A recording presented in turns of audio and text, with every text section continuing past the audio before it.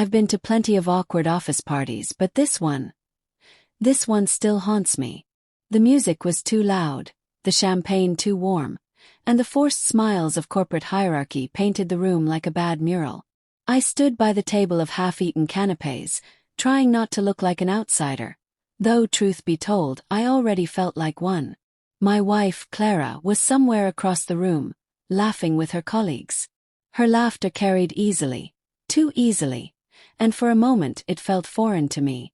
Not the warm, intimate laugh I'd grown to love over the years, but something lighter, almost performative.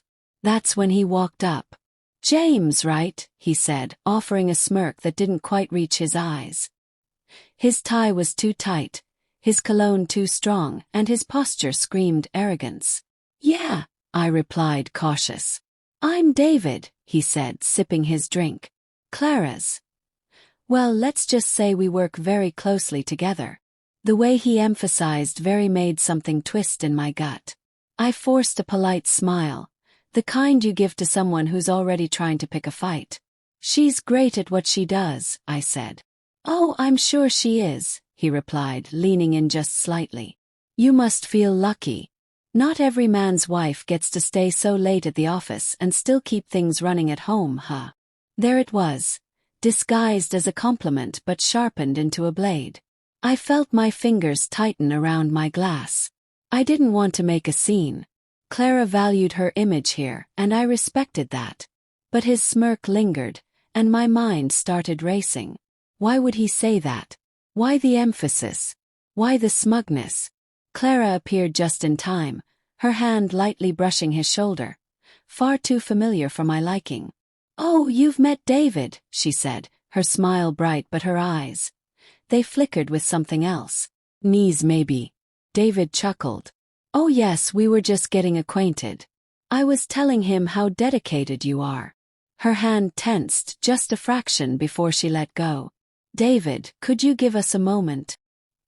He raised an eyebrow, gave me that same infuriating smirk, and walked off. That night on the drive home I couldn't shake it. The way his words dripped with insinuation. The way her laughter had sounded before I saw them. "Do you stay late with him often?" I asked casually, eyes on the road. She stiffened. "Sometimes. He's on the same team as me, you know that." "Yeah," I said. But he seemed, I don't know, a little too comfortable. She sighed. "James, it's just office politics. Some guys like to feel important by making others jealous. Ignore him." But I couldn't. That night I barely slept. My mind kept replaying his tone, her touch on his shoulder, the subtle tension in her voice. Clara had been distant lately. More work dinners, more phone calls she took in the other room, more nights scrolling through her phone after turning her back to me. The next morning I decided to act like nothing was wrong. But inside something had cracked open. Over the next few weeks I paid attention. When she said she had late meetings, I noted the times.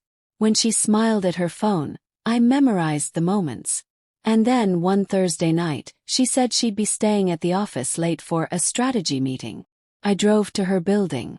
I parked across the street, lights off. At 9:47 p.m., I saw her walk out. Not alone. David was with her. They weren't holding hands, but the way they leaned into each other, the way her smile softened as he spoke. It wasn't professional. They walked 2 blocks, entered a quiet wine bar. I stayed outside, my heart pounding, my mind screaming. I didn't go in. Not that night. Instead, I waited. Over the next 2 weeks, I gathered proof, receipts, a few discreet photos, and one very damning voicemail I overheard when she left her phone unlocked in the kitchen. The office party had been the spark, but this was the fire.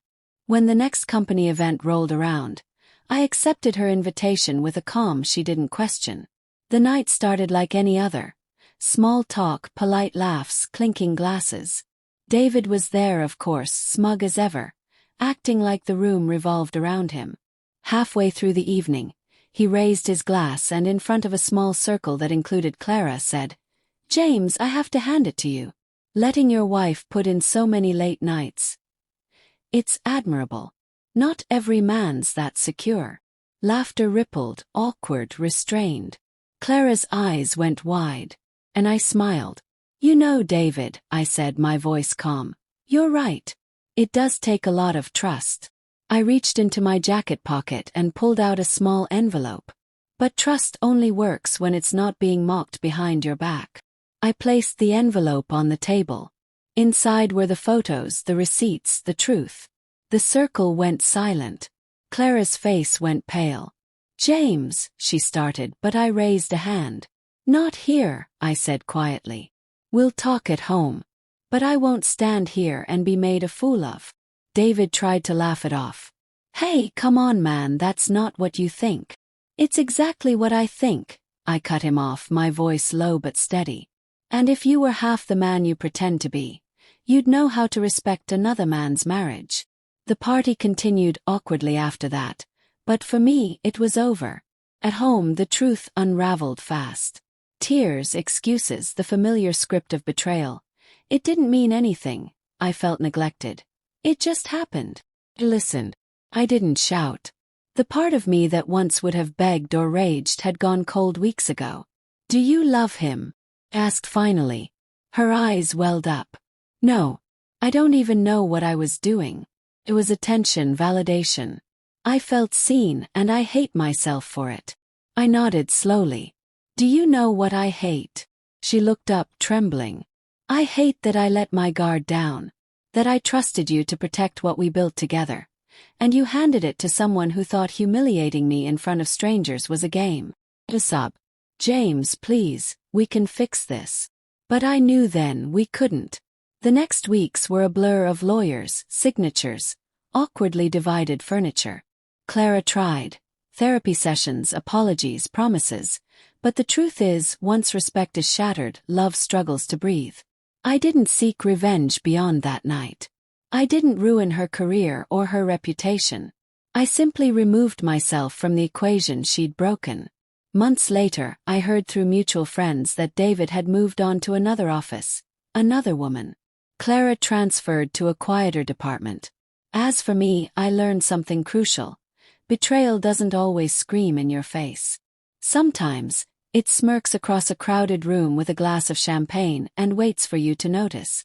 And when you finally do, the real question isn't, how could they? It's, what do I do now that I know? For me, the answer was simple. I walked away with my dignity intact, leaving their smug little world behind.